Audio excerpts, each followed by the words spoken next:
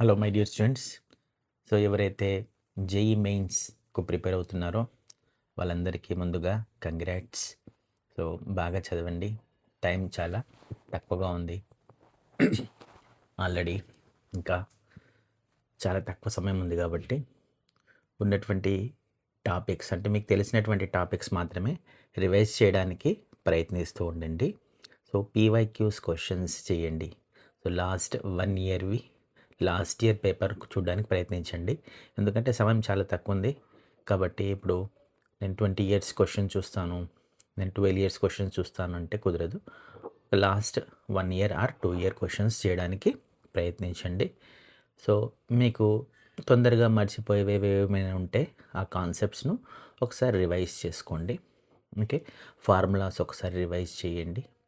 ఏ ఏ topics పైన మీకు ఎక్కువగా కమాండ్ ఉందో ఆ టాపిక్స్ని ఎక్కువగా రివైజ్ చేయడానికి ప్రయత్నించండి.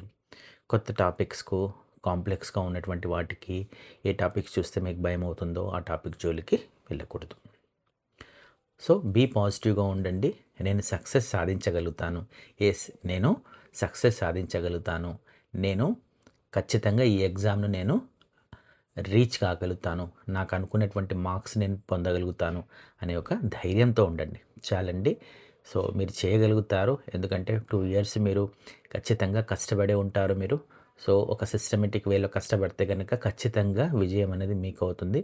సో మీరు కష్టపడితే కొంత కష్టపడితే మీకు కొంత మీకు దేవుడి దయ వల్ల మీకు కొంత ధైర్యం కూడా దాంతోపాటు అదృష్టం కూడా కలిసి వస్తుంది. సో మీ టీచర్స్ యొక్క బ్లెస్సింగ్స్ కూడా మీకు వస్తాయి. మీ పేరెంట్స్ యొక్క బ్లెస్సింగ్స్ కూడా మీతో ఉంటాయి. సో మీరు చేసినటువంటి మంచి పని, సో మీరు చేసినటువంటి కష్టం కూడా మీకు తోడుగా ఉంటుంది. సో అన్నీ మీకు తోడుగానే ఉంటాయి, అన్నీ పాజిటివ్గానే ఉంటాయి. సో మీరు ఎటువంటి మనసులో ఎటువంటి చెడు ఆలోచన కానీ ఎటువంటి శంఖం కానీ పెట్టుకోకండి. సో ఖచ్చితంగా మీరు మీ యొక్క ఎగ్జామ్ను ది బెస్ట్గా మీరు ఇవ్వగలుగుతారు. సో నేను బెస్ట్ ఇవ్వగలుగుతానని ఆలోచించండి అంతే. నేను నా ఎగ్జామ్ను బెస్ట్గా ఇవ్వగలుగుతాను. సో అంతే, మనం చేయాల్సింది ఏంటండి, మనము బెస్ట్ ఇవ్వాలి అంతే. అంతే తప్ప సో ఫస్టే భయపడి నేను చేయలేను, నా వల్ల కాదు, నాకు భయం అవుతుంది, ఎగ్జామ్ అంటే భయం అవుతుంది అంటే ఫస్టే మనము ఓటమిని అంగీకరించినట్టు. సో అలా కాకుండా మీరు ప్రయత్నించండి. సో ప్రయత్నిస్తూ ఖచ్చితంగా మనకు ఆ విజయం అనేది వస్తుంది. మన అదృష్టంలో ఉంటే ఖచ్చితంగా మన దగ్గరికి వస్తుంది. అంతే తప్ప మనము ప్రయత్నించకుండా ఫస్టే మనము ఓటమిని ఒప్పుకోకూడదు. ఓకేనండి. సో అంతా మంచిగా జరుగుతుంది. All the best students. ఓకేనా?